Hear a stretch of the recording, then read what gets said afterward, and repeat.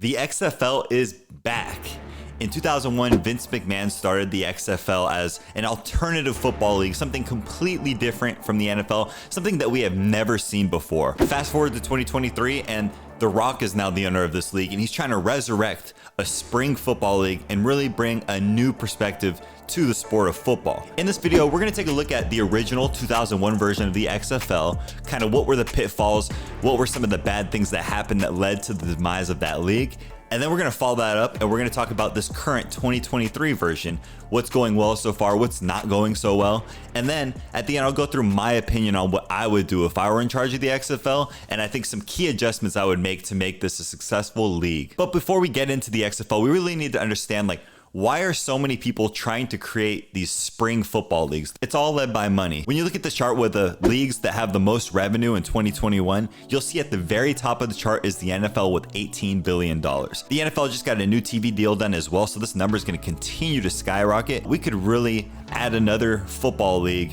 and make it successful and make it something that people want to watch, because look how high the numbers are for the current NFL. So the XFL in 2001 was led by two main characters. Vince McMahon, he's the face of the WWE, WWF. He's the guy that really created mainstream wrestling. And then you have Dick Ebersol. This is another huge prominent media figure. He created Saturday Night Live. He was also one of the creators of WrestleMania and Saturday Night Main Event in wrestling.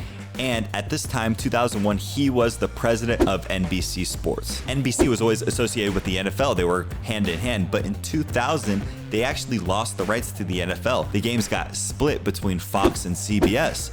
So he needed a new football league.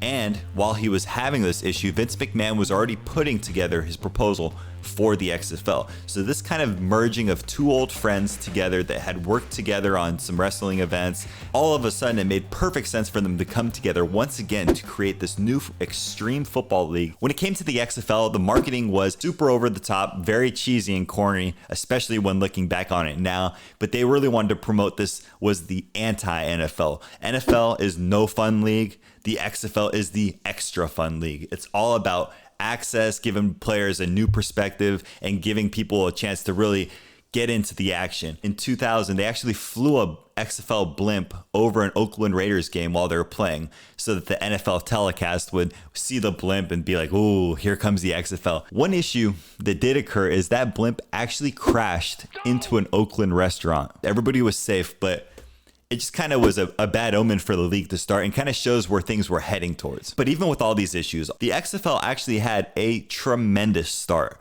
The first showing on national television actually had 54 million viewers.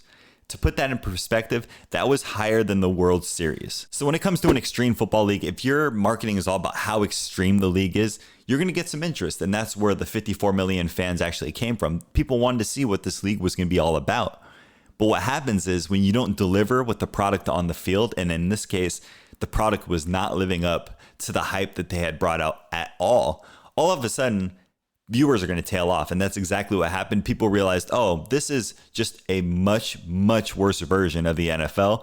And why would I watch this? And by week 7, it was the lowest rated primetime sporting event of all time, and one of the lowest rated primetime shows ever as well. So the numbers were super bad. They actually ended up losing $70 million on the XFL because of just the overall cost of running the league and how it failed in the process. It was not gaining the traction, the sponsorships, the fans that it was really hoping to get. And this sight of spring football continued to be something that people are reaching for and trying to get, but can never really fully achieve. And then in 2020, the XFL tried again. They relaunched. Vince McMahon put way more money into it this time and actually started building a more sustainable product. It was a lot more like the NFL, a lot less extreme. They were getting viewership. There were a lot of buzz around this new XFL, but they had to cut the season short because of coronavirus. And then from there, they were forced to file for bankruptcy and really lose the whole league. Okay, now that we know the history of the XFL, this is where The Rock comes in. He gets a call from his ex-wife and longtime business partner, Dany Garcia. Now, she's a very successful businesswoman on her own. She's a former bodybuilder. She has her own production company that has worked on a lot of The Rock's films and other films as well. And she's invested in companies like Cava, Salt and Straw, Voss, just to name a few. She calls The Rock and says, hey, we need to put together a bid for this XFL. I think there's a real opportunity with spring football. You know Vince McMahon, you've known about the XFL for years back from your WWF days. There's a lot of potential here, and I think it's a great purchase. So they decide they need another person in the fold, and so they team up with Gary Cardinal, founder and managing partner of Redbird Capital Partners. Gary and Redbird Capital invest in a variety of sports properties, including the Dallas Cowboys, the NFL Players Association, the Yankees, the Red Sox, and Liverpool, just to name a few. So this super team is able to buy the XFL for $15 million. This made Dany Garcia the first woman to own an equal or majority ownership in a professional sports league in the United States. Now we can compare that to Daniel Jones' salary of $40 million for just one player, and you can see that $15 million doesn't sound like a lot, but the real cost of the league is not the ownership of it, it is investing into the actual assets of the league. Before we move on, I have to ask, what's up with The Rock and his obsession with X's? First off, the Under Armour logo looks a lot like an X. Then he buys the XFL with his ex-wife. Maybe he doesn't hate Vin Diesel because of his time during the Fast and Furious movies. Maybe he hates him because he got the role of Triple X. That's just some food for thought. Maybe it's the case. The key with any sports league is your TV deal. You make a lot of money in the stands selling beers and selling tickets, but really it's TV rights and sponsorships that are what drive any sports league. And that's why it was such a big deal when the XFL actually solidified an agreement with ESPN and Disney to show all of their games and really give yourself a true broadcast partner. So now you'll see XFL games on ABC, you'll see them on ESPN, ESPN Plus, and you'll have a much better chance of selling advertisements because you're on these major platforms and major networks that are going to help back your program. But you still got to pay the players. So in the XFL, the salary structure is like this. Each player makes around $60,000 or $5,000 per paycheck, and there's actually a win bonus of $1,000 if you win the game. If you do some simple math, 53-man roster times $60,000 per player for the season times 8 teams, you're looking at over $25 million in salary alone. And then if you take into account the bonus winnings, it's another $227,000. So it was important not only to have the deal with Disney, but to also create a partnership with the NFL. Now that's a big deal because before, the original XFL was all about being anti-NFL. It's the no fun league. We have nothing to do with that. Now there's a new approach. It means that there's going to be technology, there's going to be different rules, different changes that are going to be made into the XFL and are going to be seen as a testing ground. And if they work really well and people love them, they might actually make their way into the NFL. This is great for the NFL because they can try out whatever they want and make sure it works. And it's great for the XFL because it gives more legitimacy to the league. Indirectly, this actually happened in 2001. The idea of a sky cam flying through in NFL broadcasts right now, that's standard. We've kind of seen it all the time. That was actually invented in the XFL. It was based on Madden camera angles in the video game. Somebody wanted to put that together and make their own version and get a little closer to the action. The other thing is players being mic'd up. Now, the NFL has that and they show that from time to time. That was originally from the XFL because the XFL was all about giving access. Now that they have this partnership, you could do something like that more in a substantial way on purpose in a sense and be able to say, hey, we're the NFL, we want to try something out, try something new. Let's test it out in the XFL and just see what the fan reaction is. So what's so special about the XFL 3.0? What's different about this league versus other leagues in the past? And will it be successful? That's the key. Based on the viewership in the XFL in 3.0 version, it had a high turnout in the beginning, not as high as XFL 1 or XFL 2, and then has already significantly tailed off. Now, I think that's okay, and I think that that's expected, especially towards the end when you're competing with March Madness. Everybody knows March Madness is a much bigger sport than the XFL. Now, there are a couple other things that the XFL has done to kind of create more buzz. They've created their own XFL news show called XFL Today, which is showing on ESPN Plus. So that's really cool and gives its unique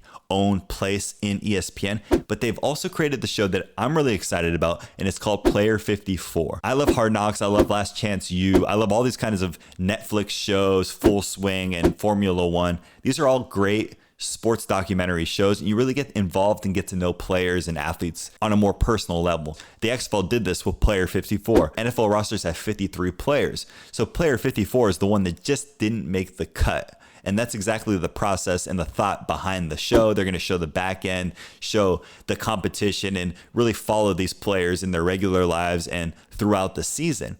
And I think one thing that I didn't mention earlier is The Rock can really relate to this because he's a former University of Miami player. That was his dream, was to play in the NFL. So the Player 54 is really tied into The Rock and then tied into this idea of still trying to make it in a sport once you've been told that you're not good enough.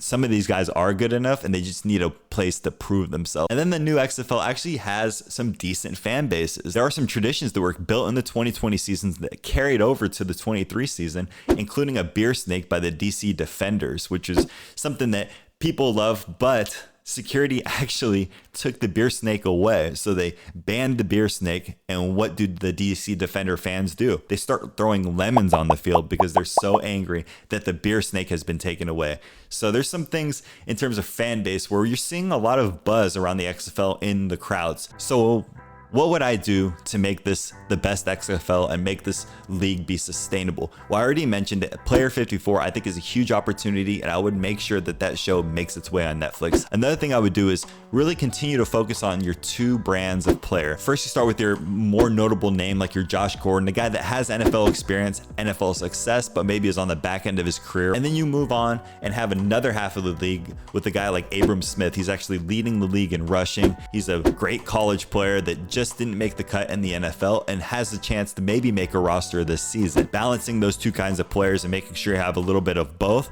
will make the league a lot more entertaining, and creating that bridge from the XFL to the NFL and having it be a legitimate breeding ground for NFL talent. And then, of course, to make it successful, you got to free the snake.